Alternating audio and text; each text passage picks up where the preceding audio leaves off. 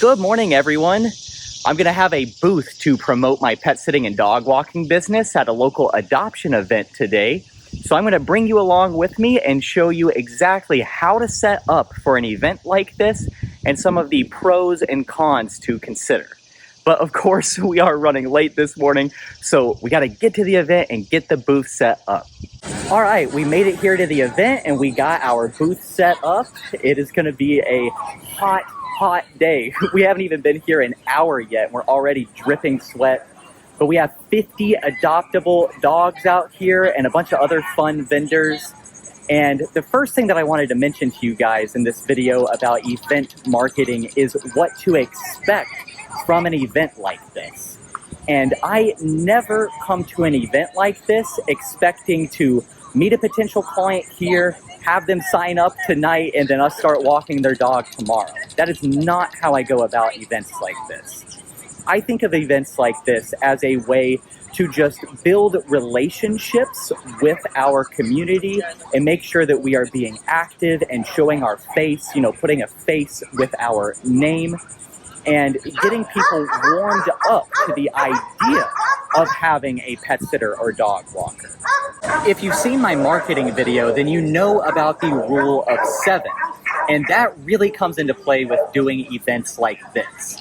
The rule of 7 basically says that a potential client has to have 7 different interactions with your brand on average before they will sign up for your services or buy your product. So that is one of the main reasons that I suggest always wearing a branded shirt everywhere that you go.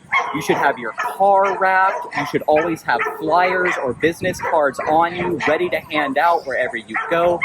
And then doing these events and showing your face in the community really helps with this rule of 7 idea.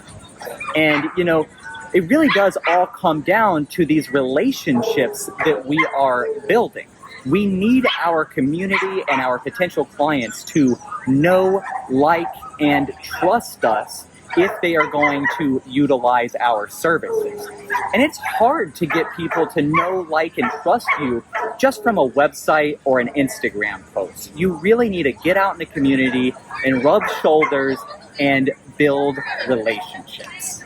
All of that being said, I don't do very many events. I typically try to do 1 event per quarter because, like I said, there are cheaper and easier ways to get new clients besides spending all day in the blistering heat. This is really just to rub shoulders with the community and show our face and build relationships. So on that note, let's quickly talk about what types of events are best. And I want to touch on this because I have done a ton of events over the years. And I have done events at nursing homes, pet-friendly nursing homes. I've set up booths at dog-friendly events at bars. I have done all kinds of community events like this, all kinds of stuff. And what I can tell you is that you need to find events that are family-friendly and in the area where you need new clients. I have done events outside of the area where I really needed new clients. I have done events that were not really that family-friendly, and those were really just a waste of time. You really need to think about who your ideal client is and what they are spending their evenings and weekends doing and go to those events. And this event that I'm at this weekend is perfect. It is an adoption event for Canines for Warriors, and it's in a really nice area of town where we could use new clients. So it really works out well. Something else that I keep in mind with doing events like this is the actual cost of the event.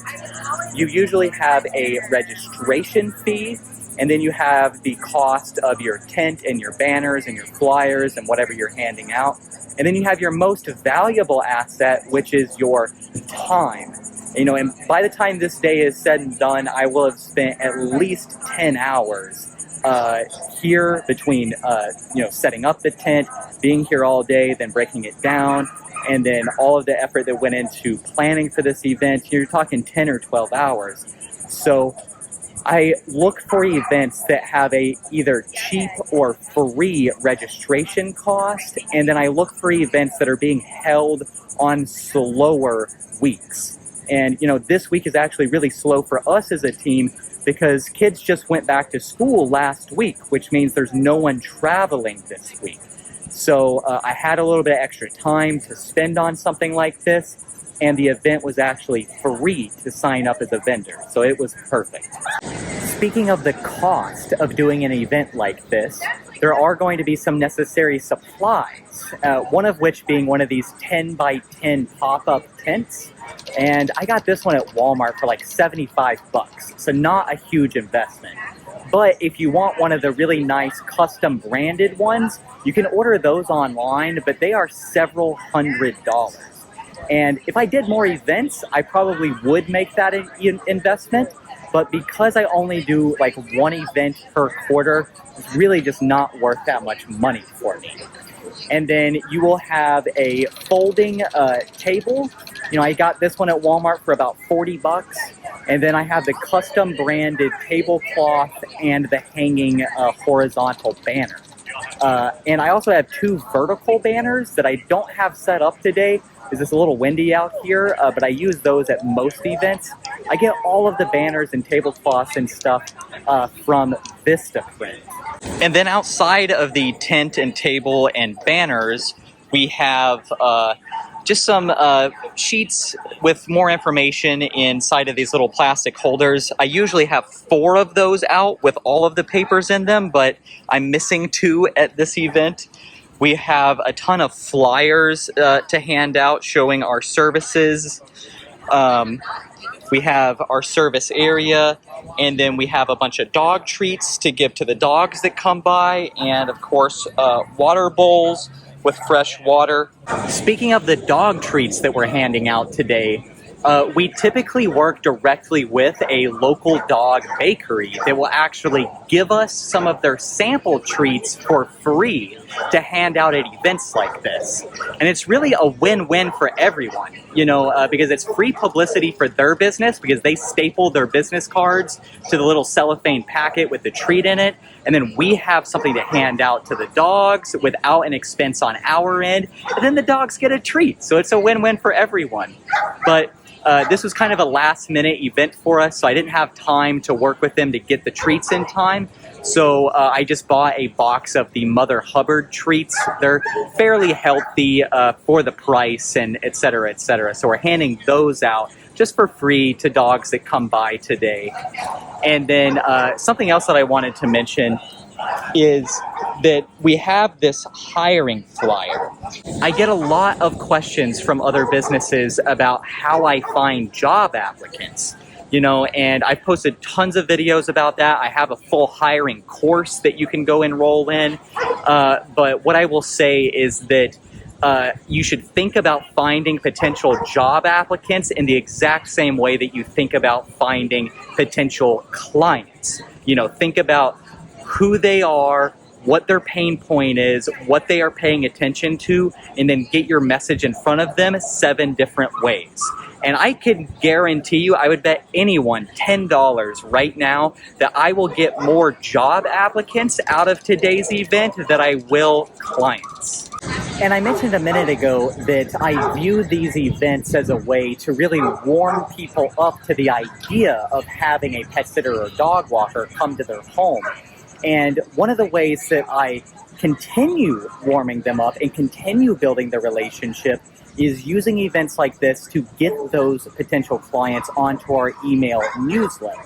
So typically what I will do is, as I'm talking to people, as they come by the booth, I will say, hey, we have a free email newsletter. If you go to our website and sign up, anyone that signs up for the newsletter today will be entered to win a free dog walk with our award-winning team.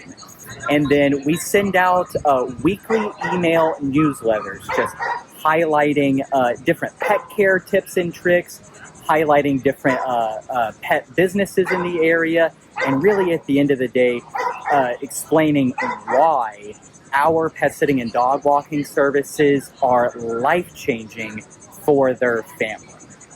So if you don't have an email newsletter, I would highly suggest that you start one, and these events are a good way to get people on to that newsletter. But all of that being said, this video today is not a fully comprehensive guide to everything that you need to know about events, but I hope that I have covered the basics for you and at least gotten your wheels turning. And if you want help on your actual marketing strategy, you can go to dougthedogguy.co and sign up for a one-on-one private Zoom coaching session with me, and we can really pick apart your business and how to get more clients for you. With all that being said, I'm Doug the Dog Guy, reminding you to stay positive.